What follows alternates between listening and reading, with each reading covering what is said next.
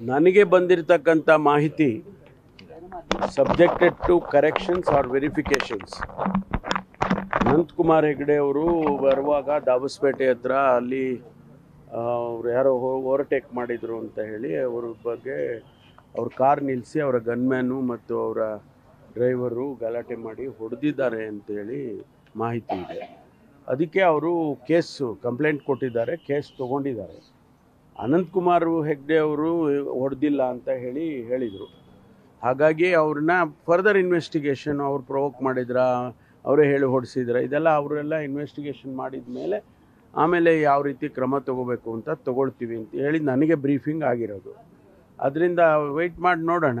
ಪ್ರಭಾವ ಅಲ್ಲಲ್ಲ, ವೆಯ್ಟ್ ಮಾಡೋಣ. ಮುಂದೆ ಅವರು ಇನ್ವೆಸ್ಟಿಗೇಟ್ ಮಾಡ್ತಾರಲ್ಲ, FIR ಆದಮೇಲೆ ಇನ್ವೆಸ್ಟಿಗೇಟ್ ಮಾಡ್ತಾರೆ.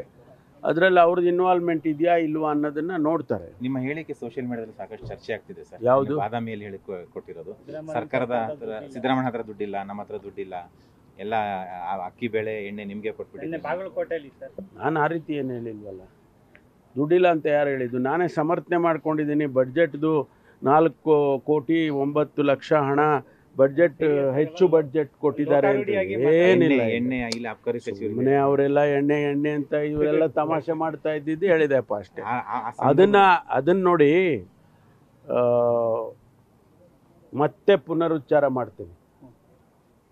ಸಿದ್ದರಾಮಯ್ಯನವರು 4,09,00,000 ಹಣ 4.09 lakhs crores ಆ ಬಡ್ಜೆಟನ್ನು ಕೊಟ್ಟಿದ್ದಾರೆ.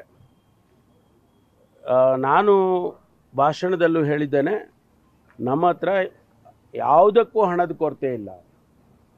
ನೀರಾವರಿಗೆ 22,000 ಕೋಟಿ ಬಡ್ಜೆಟಲ್ಲಿ ಕೊಟ್ಟಿದ್ದಾರೆ, ಅಲೋಕೇಶನ್ಸ್ ಮಾಡಿದ್ದಾರೆ. ನಾವು ಗ್ಯಾರಂಟಿಗಳನ್ನು ಬಡ್ಜೆಟ್ನಲ್ಲೇ ತಂದಿದ್ದೇವೆ. ಪ್ರತಿ ಕ್ಷೇತ್ರಕ್ಕೂ ಈಗಾಗಲೇ 50 ಕೋಟಿ ರೂಪಾಯಿಗೆ ಆ್ಯಕ್ಷನ್ ಪ್ಲ್ಯಾನ್ ಮಾಡೋಕ್ಕೆ ಹೇಳಿದ್ದಾರೆ. ಇದೆಲ್ಲವನ್ನು ಕೂಡ ನಾನು ಹೇಳಿದೆ. ಸಣ್ಣದಾಗ ಅವ್ರು ಯಾರೋ ಮಾತಾಡುವಾಗ ಆ ರೀತಿ ತಮಾಷೆಗೆ ಅವ್ರು ಹೇಳಿದ್ರು ಅಂತ ನಾನು ರಿಯಾಕ್ಟ್ ಮಾಡಿರ್ಬೋದು. ಆದರೆ ನಾನು ಅಧಿಕೃತವಾಗಿ ಹೇಳ್ತಾ ಇದ್ದೀನಿ, ನಮ್ಮ ಸರ್ಕಾರದಲ್ಲಿ ಯಾವುದೇ ರೀತಿಯ ಆರ್ಥಿಕ ತೊಂದರೆ ಅಥವಾ ಆರ್ಥಿಕ ಮುಗ್ಗಟ್ಟು ಇಲ್ಲ. ಅದನ್ನು ಸ್ಪಷ್ಟವಾಗಿ ಹೇಳ್ತಾ ಇದ್ದೀನಿ. ಹಣ ಕೆಲವು ಸಂದರ್ಭದಲ್ಲಿ ಬಿಡುಗಡೆ ಆಗೋದು ನಿಧಾನ ಆಗುತ್ತೆ. DPR ಮಾಡಬೇಕು, ಎಸ್ಟಿಮೇಟ್ ಮಾಡಬೇಕು. ಒಂದು ಕಾಮಗಾರಿ ಅಂತ ಹೇಳಿದ್ರೆ ಅದಕ್ಕೆ ಎಸ್ಟಿಮೇಟ್ ಮಾಡಬೇಕು, DPR ಆಗಬೇಕು, ಆಗ ಎಲ್ಲ ಹಣ ಬಿಡುಗಡೆ ಆಗುತ್ತೆ. ಅದು ಸ್ವಲ್ಪ ನಿಧಾನ ಆಗಿರ್ಬೋದು ಅನ್ನೋದು ಅಷ್ಟೇ, ಬಿಟ್ಟರೆ ಬೇರೆ ಏನೂ ಇಲ್ಲ. ಹಣದ ಕೊರತೆ ನಮ್ಮ ಸರ್ಕಾರದಲ್ಲಿ ಯಾವುದೇ ಕಾರಣಕ್ಕೂ ಇಲ್ಲ. ಸ್ಪಷ್ಟವಾಗಿ ಹೇಳ್ತಾ ಇದ್ದೀನಿ. ಅವ್ರು ಯಾರಾದರೂ ನನ್ನನ್ನು ಆ ರೀತಿ ತಪ್ಪು ಕಲ್ಪನೆ ಇಟ್ಕೊಂಡಿದ್ರೆ I am standing to corrections. ಯಾವುದೇ ರೀತಿಯ ಹಣಕಾಸಿನ ತೊಂದರೆ ನಮ್ಮ ಸರ್ಕಾರದಲ್ಲಿ ಇಲ್ಲ. ಮತ್ತು ಶಾಸಕರು ಯಾಕೆ ಸರ್ ಆ ಥರ ಹೇಳಿಕೆ ಕೊಡ್ತಾರೆ? ಹೇಳಿದರೆ ನಿಧಾನ ಆಗಿದೆ ಅಂತಕ್ಕಂಥದ್ದನ್ನು ಅವರು ರಾಜು ಕಾಗೇರಿ ಇವರು ಹೇಳಿದ್ದು, ನಿಧಾನ ಆಗಿದೆ, ನನಗೆ 25 ಕೋಟಿ ಕೊಟ್ಟಿದ್ರು, 13 ಕೋಟಿ ಏನೋ ನನಗೆ ಇನ್ನೂ ಕೂಡ ಎಸ್ಟಿಮೇಟ್ ಆಗಿಲ್ಲ ಅಂತ ಹೇಳಿದರು. ಎಸ್ಟಿಮೇಟ್ ಆದ ತಕ್ಷಣ ಹಣ ಬಿಡುಗಡೆ ಮಾಡ್ತಾರೆ, ಅದಕ್ಕೇನು ತೊಂದರೆ ಇಲ್ಲ. ಅವರಲ್ಲಿ ಸ್ವಲ್ಪ ಅಧಿಕಾರಿಗಳಿಗೆ ಹೇಳಿ ಎಸ್ಟಿಮೇಟ್ ಮಾಡಿಸಿ ಬೇಗ ಕೊಟ್ಟರೆ ಹಣ ಬಿಡುಗಡೆ ಆಗುತ್ತೆ. ಸರ್ಕಾರ ಬಂದು 2 ವರ್ಷ ಆದರೂ ಒಂದು ಚರಂಡಿ ಮಾಡೋಕ್ಕಾಗ್ತಿಲ್ಲ ಅಂತ ಹೇಳಿದ್ದಾರೆ.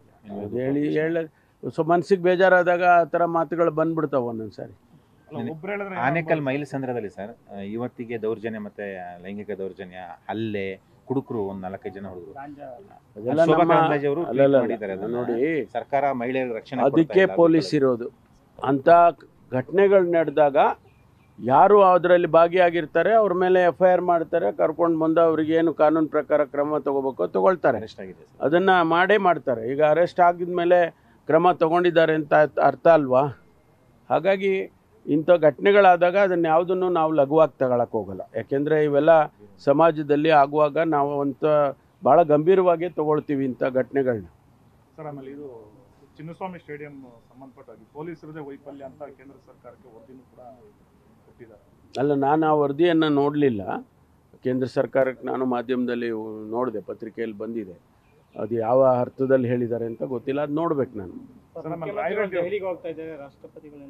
ಹೋಗಿ ಆಯ್ತಲ್ಲ, ರಾಷ್ಟ್ರಪತಿಗಳು ನಮ್ಮಲ್ಲಿ ಸುಮಾರು 3-4 ಬಿಲ್ಗಳು ಪೆಂಡಿಂಗ್ ಆಗಿದೆ. ಗವರ್ನರು ರಾಷ್ಟ್ರಪತಿಗಳಿಗೆ ಕಳಿಸಿದ್ದಾರೆ.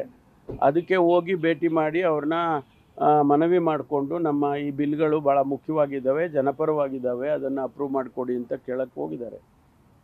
ಅದರದ್ದೇನು ತೊಂದರೆ ಇಲ್ಲ, ಬೇರೆ ಏನೋ ಅರ್ಥ ಕಲ್ಪಿಸೋದ ಅಂತ ಅಗತ್ಯ ಇಲ್ಲ. ರಾಯರೆಡ್ಡಿ ಅವರು ಹೇಳಿದ್ದಾರೆ, ಪರಮೇಶ್ವರ್ ಅವರು ನಾಯಕತ್ವ ವಹಿಸ್ಕೊಳ್ಳೋದು ಒಳ್ಳೆಯದು. ನಮಸ್ಕಾರ, ಥ್ಯಾಂಕ್ ಯು. ನ್ಯೂಸ್ ಫಸ್ಟ್ ನಿರ್ಭೀತಿಯಿಂದ ನಿಮ್ಮ ಪರವಾಗಿ.